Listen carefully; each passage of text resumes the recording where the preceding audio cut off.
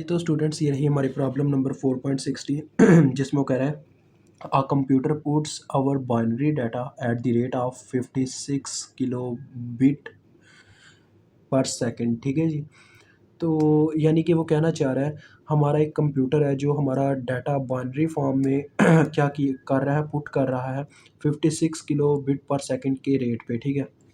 तो ये हमारे पास रेट है बाइनरी डाटा का बिट पर सेकंड के लिहाज से, तो हम इसको नाम दे देते हैं बिट रेट। ठीक है, bit rate BR 56 kilo bit पर सेकंड। ठीक हो गया जी।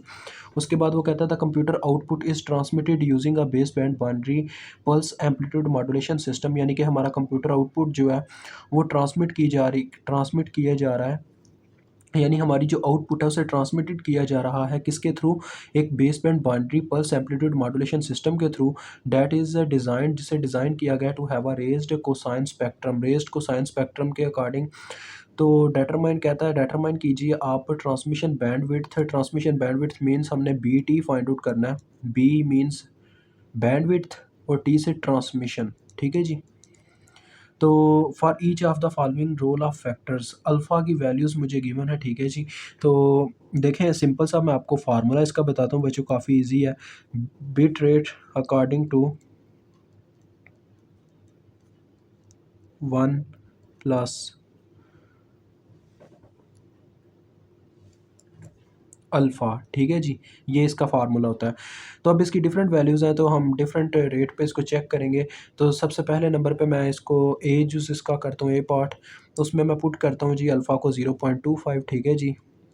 तो बिट रेट तो आपको पता है यहाँ पे कांस्टेंट ही रहेगा जो कि 56,000 है, divided by 2 into 1 plus alpha की जगह हमारे पास पुट हो जाएगा 0.25। ठीक है। आप चाहें तो कुछ आप देख सकते हैं सॉल्यूशंस होते हैं जो ज़ीरो से भी बच्चों स्टार्ट करने बैठ जाते हैं। ठीक है। कुछ का होता है वो ज़ीरो से भी स्टार्ट करते हैं, but it does not matter यार, हमने तो उन वैल्यूज़ पे चेक करना है जो वैल्यूज़ हमें गिवन है। क्वेश्चन के अंदर जब ज़ीरो है ही नहीं तो मैं ज़ीरो पे क्यों चेक करूँ, टाइम वेस्ट करने वाली बात है। तो 0.25 पर कैलकुलेट करने पे मुझे मिलती है ये इसकी वैल्यू 35। ठीक है जी। एक दफ़ा मैं चेक करता हूँ 56,000 मल्टीप्लाई बाय 1.25 डिवाइडेड बाय 2। जी बिल्कुल 35,000, यानी कि 35 किलो। और बच्चों बैंडविड्थ का क्या यूनिट होता है, हर्ट्स इसका यूनिट होता है। आगे बी पार्ट इसका करते हैं।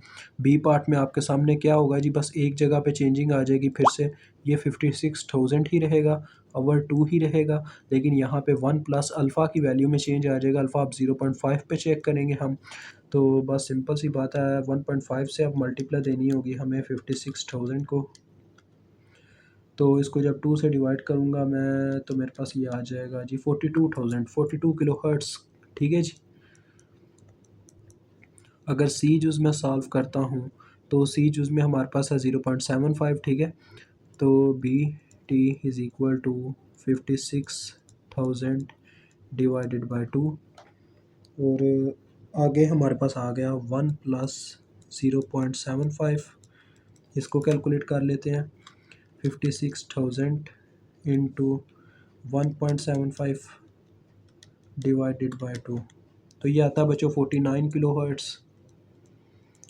और लास्ट वाला तो यार अजीज़ ही है, लास्ट में आंसर सेम टू सेम आ जाएगा। देखें डी यूज़ है बिट ट्रांसमिशन, यानी कि हम अभी बैंडविड्थ ट्रांसमिशन फाइंड आउट कर रहे हैं। बिट रेट सबसे पहले नंबर पे आ गया 56,000 डिवाइडेड बाय 2 इंटू 1 प्लस 1 हो रहा है क्योंकि अब 1 वैल्यू है लास्ट में, तो 2 से कटेगा और ये सिंपल आ जाएगा 56 किलो हर्ट्स। ठीक है जी। ये इस वक्त बच्चों ये जो अभी वैल्यू आई है ना, ये मैक्सिमम ट्रांसमिशन है। ठीक है। यानी कि यहाँ पे मैक्सिमम बैंडविड्थ आ रही है हमारी। तो मुझे उम्मीद है आपको इस क्वेश्चन की बहुत इजीली समझ आ गई होगी, इतना मुश्किल ये है ही नहीं था। तो अभी मुझे इजाज़त दें, खुदा हाफिज़।